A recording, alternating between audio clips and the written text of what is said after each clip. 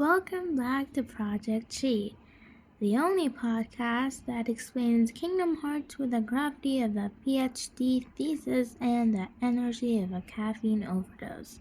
Today, we'll be talking about Castle Oblivion, also known as the White Hallway Simulator in 2004, the place where Sora forgets his entire life and we have to play a card game to open a door. I'm still triggered by that dang shuffle animation. But also, behind the frustration lies one of the most tragic and meta-narrative locations in the series. Also located in the realm between, Castle Oblivion isn't just a building, it's a memory processing plant. Every floor you ascend, you lose a piece of yourself, like a tax for existing in the basement of reality. It's basically a cosmic IKEA. You walk in for a lamp, you leave 3 hours later with no memory of your childhood and a weird Swedish meatball in your pocket. But seriously, why is it there? Why does it look like a minimalist fever dream? Well, for the new people out there, it wasn't always a white void. It was originally the land of departure, the training ground for Aqua, Terra, and Ben. After the events of Birthday Sleep, Aqua used her master's Vender's Keyblade to unlock the world's heart, transforming it into Castle Oblivion to hide the comatose Ventus in the Chamber of Waking. Only a Keyblade master knows the secret to navigating its true form. Even then, the only person who knew where Ben was Aqua. Even the people in Castle Oblivion could not reach him. So basically, it's a giant, magical panic room. But then Organization 13 moves in the worst quarters of history. Specifically, the junior executives led by Lucia, who decide, hey, let's gaslight a 12-year-old boy into becoming our personal weapon.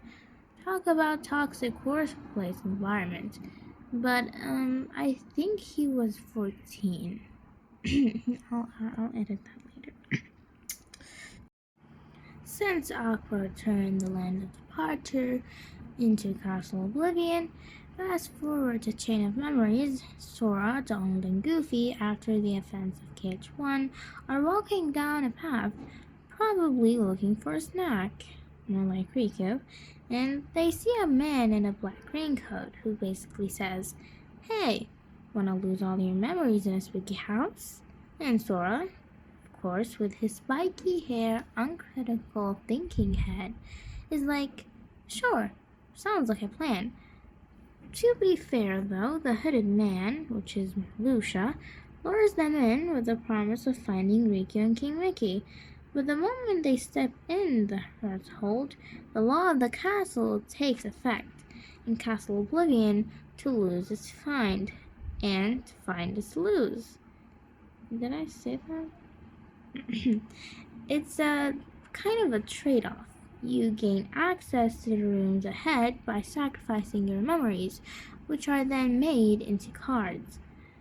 Speaking of the cards, let's talk about them. Imagine being in a life or death battle with a giant shadow monster, and you can't swing your sword because you haven't reloaded your deck. Sora's out here playing Yu-Gi-Oh! While his life hangs in that balance. It's peak chaotic gameplay. And for the people who say, oh, you can do math, that's all. No, I can do math very well. But it's annoying. But it is pretty bold and kind of nice. I did enjoy it in the end, I'm not gonna lie. But think about the nice lore representation, as the cards represent the fragmentation of Sora's hearts. He literally fights with the pieces of his past, and while he's distracted by the math of card breaks, the organization is busy with their real prize, Naminé. Speaking of Naminé, she's the witch, who is actually a very tired girl with a sketchbook. Lucia forces her to reach into Sora's brain and start unplugging wires. She replaces Kairi, the girl Sora actually knows, with herself. It's the ultimate 2004 gaslight. She's literally photoshopping herself into his childhood memories in real time, placing Kyrie with Nane. It's a fancy look at identity. Sora begins to value the fake memories more than the real ones because the fake ones are fresher. Chain of Memories was probably my favorite version of Sora because he became sassy, chaotic, and aggressive, reckless, and he also started snapping at Donald and Goofy. It's basically the only time we see Sora truly lose his moral compass, all because the architecture of the castle is designed to strip away the foundation of the self. And meanwhile, in the basement, Riku is having a totally different experience. He smells like darkness, which apparently has a scent, and according to Vexen, it smells like an aroma. I assume it's a mix of wet dog and Axe body spray. Riku's journey is the reverse or rebirth. While Sora is losing himself moving up, Riku is finding himself moving down from the basement. He's battling his own shadow. And this is where we get the replica project, Vexen. The organization's resident mad scientist creates a Riku clone. It's a scholarly masterclass in existential dread. If a clone has the same memories as you, is he the real you? Spoiler alert, no. He's just a very angry goth boy who ends up becoming a tragic hero. But back to the refresh, the whole point of this castle was a coup, right? Marluxia and Larxene wanted to use the Keyblade Master, which is Sora, to overthrow Zenmus, as they were the original organization rebels. Exactly. They also wanted the power of the Keyblade to stage a hostile takeover, but they underestimated two things: Sora's stubbornness and Axel's penchant for playing both sides. Axel is the ultimate double agent here. He's got it memorized, while everyone else is getting their hard drives wiped. At floor 13, the unlucky number, Sora finally reaches the graceful assassin, Marluxia. And can we just talk about the boss fight? This man turns into a gigantic metal reaper sitting on a flower. It's the most Kingdom Hearts thing I've ever seen. It's beautiful and it's terrifying.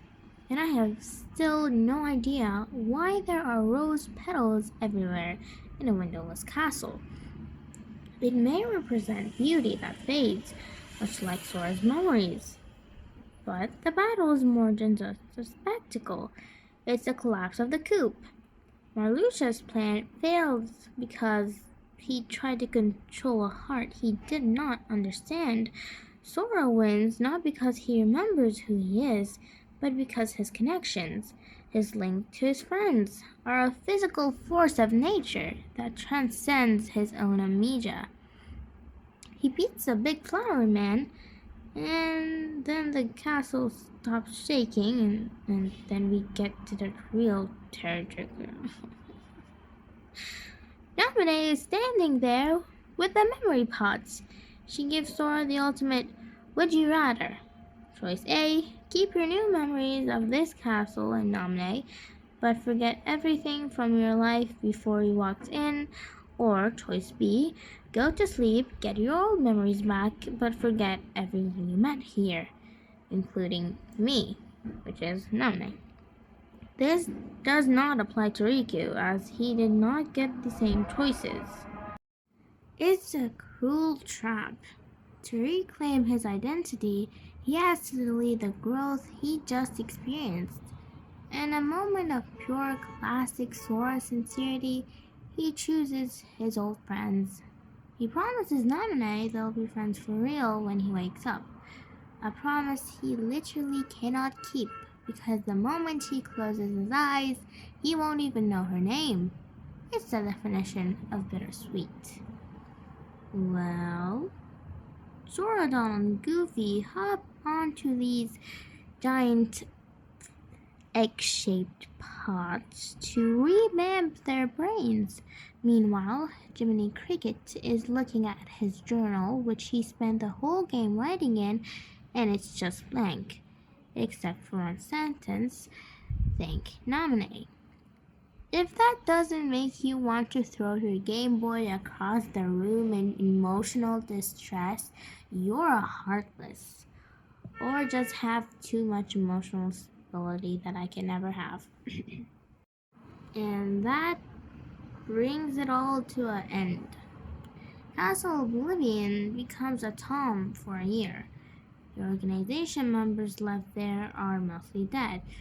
Sora is dreaming in a basement, and the castle itself fades back into the midst of the realm between, until Aqua eventually returns to Kingdom Hearts 3 to restore it to its true glory as the land of departure. What about Riku? That's for another day. So, lesson learned. If a man in a coat invites you to a white room or building, say no. Stick to the beach, stick to the islands, and for the love of everything, do not play cards with your life. Thanks for joining us for this deep dive into the architecture of forgetting.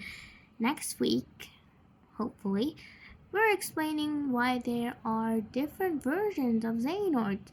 And yes, I will be using a whiteboard. Stay lighthearted, everyone.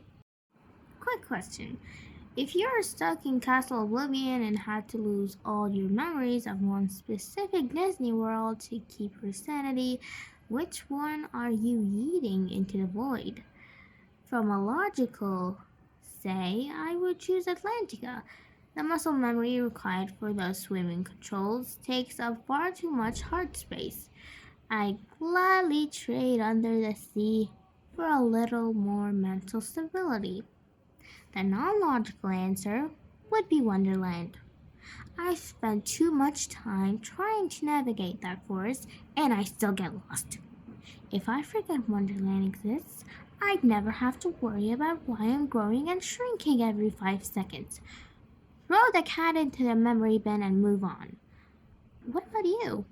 Which world are you trading in for a card? Let us know.